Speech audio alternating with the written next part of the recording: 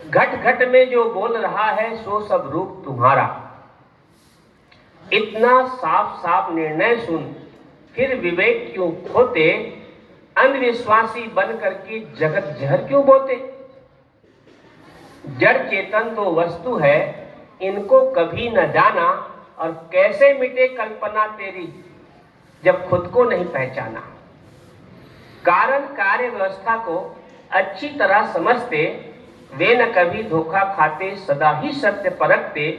सत्य परखने वाले जग में कोई कोई बिरले होते, प्राय रमन असत में होता जीवन भर दुख होते। यद्यपि दुख किसी को पसंद नहीं, फिर भी दुख के बीज बोते। जैसे खेत में बीज डालो वैसा ही फल होते। पढ़ लिख कर विद्वान हो गए, कर्म रस नहीं समझा, कहाँ से आया कहाँ जाऊंगा, कब तक रहूंगा उलझा। जब तक निजबोध न होता मानव जीवन अधूरा, और जाए परे 84 दुख में बचे न कोई सूरा। मैं कौन हूं, जगत बंधन क्या है, जाकर सदगुरु से समझो, तभी मिटेगा जन्म मरण दुख, करो सुधार न अर्जो। तो यहाँ पर साहब कहते ये जीव जनैया है, तो सबसे न्यारा है। अगर न्यारा ना हो तो छोड़ के जाता कैसे, एक दिन छोड़ के चला जाता है शरीर को। और जिसको ईश्वर ब्रह्म खुदा गाड हम बाहर ढूंढ रहे हैं, वो कहते ये सब का आत्मा बैठा है ना, खुद पे खुदा को ढूंढ लो।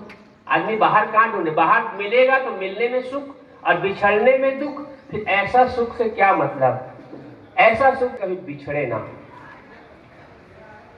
इसलिए साहब कहते हैं अपना आपा।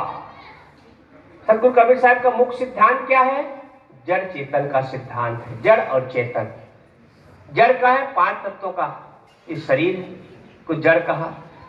अरे जितने भी दिखाई में आ रहा है सब जड़ है। और चेतन एक जीव, चेतन से रहने से आप आते हैं।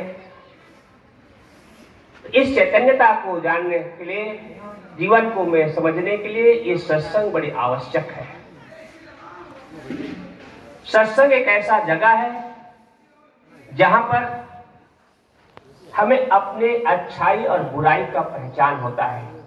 और जब बुराई पता चले तब अच्छाई को आगे बढ़ करके अपना जीवन का कल्याण के लिए हम आगे होते हैं। तो सतगुरु कबीर साहब ने कहा ये जड़ है, चेतन है, इसकी अच्छी तरह से परख करो। और इस परख जब तक समझ में नहीं आएगा, जड़ चेतन का भेद समझ में नहीं आएगा, षड्भेद समझ में नहीं आएगा, तब तक हम अपने आप को पहचान नहीं पाते। हम बाहर के प्राणी और पदार्थों में सुख ढूंढते हैं। प्राणी मनबसी है और पदार्थ बदलने वाला है। आज जो जैसा दिख रहा है वो कल दिखने वाला नहीं है, और कल है वो परसों दिखने वाला नहीं है।